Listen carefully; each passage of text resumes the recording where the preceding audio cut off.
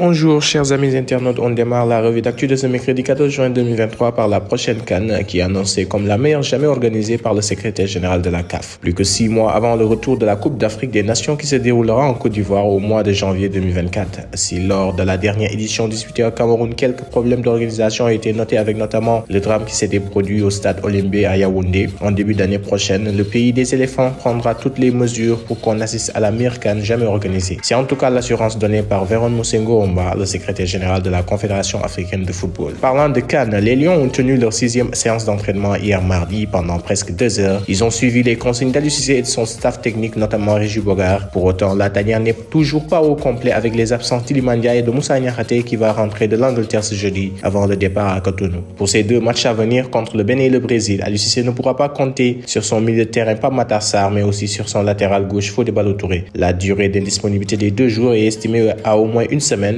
Par conséquent, les 2 joueurs seront indisponibles pour le reste du groupe. À préciser qu'ils souffrent tous les 2 de lésions musculaires. Foot local, avec la reprise des compétitions nationales, retour au normal, le ballon va rouler de nouveau ce mercredi sur les pelouses sénégalaises après une suspension de 10 jours. À travers une lettre circulaire, la Fédération sénégalaise de football a annoncé la reprise des compétitions de football sur toute l'étendue du territoire. Afin de permettre à la Fédération sénégalaise de terminer ses compétitions et de pouvoir désigner à temps ses représentants aux compétitions de la Confédération africaine de football, peut-on lire dans le communiqué qui nous est parvenu. La note de rappeler la nécessité d'établir les convocations dans le respect des règlements prescrits avant d'inviter tous les acteurs du football à la vigilance et au fair play pour une fin de saison sereine et festive. À l'étranger, libre de tout contrat depuis son limogeage à Dijon, Omar Daf retrouve un banc en Ligue 2. L'ancien international sénégalais Omar Daf a été nommé entraîneur d'Amiens en remplacement de Patrice Descamps, a annoncé le club de Ligue 2 dans un communiqué diffusé mardi. Omar Daf, ex-entraîneur de Sochaux, a signé pour les 2 prochaines saisons avec une option pour une année supplémentaire, a précisé le club dans son communiqué. Parlons mercato avec Sadio Mané qui est la nouvelle cible des Saoudiens. Les investisseurs du championnat saoudien ont jeté leur dévolu sur le Ballon d'Or africain en titre. En effet, le 2e au Ballon d'Or France Football 2022 est pisté par la Saudi Pro League pour rejoindre Al-Ettifaq.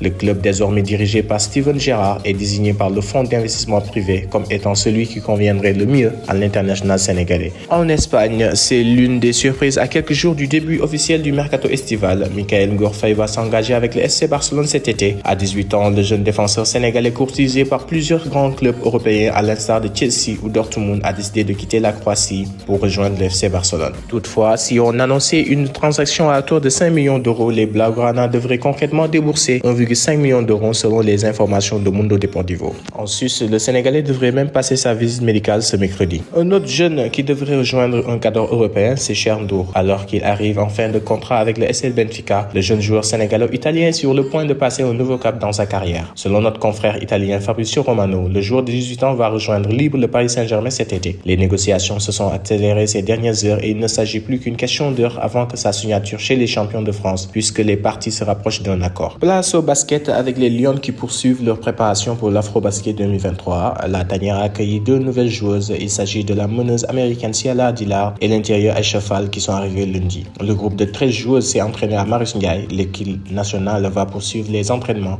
et le 3e galop aura lieu ce mercredi. L'actualité lambe n'est pas la meilleure avec une nouvelle déception qui frappe les amateurs. Après le report du combat entre Balla Gaye et Eumeu Sène, les amateurs sont en passe de voir celui entre Ama Baldé et Gris Bordeaux tomber à l'eau. En effet, le lutteur de face qui devait en découdre le 9 juillet contre Sele Bundao se serait blessé au coude, ce qui lui a permis de déposer un certificat médical lundi dernier auprès du CNG pour attester de son indisponibilité. Ainsi, il est fort probable que ce combat organisé par Ibrahima Diop n'ait pas lieu cette saison. Voilà qui termine notre revue d'actu de ce mercredi. Rendez-vous demain pour un nouveau numéro sur usport.com. Le site numéro 1 du sport au Sénégal, usport.com, est maintenant disponible en version application mobile sur iOS et Android.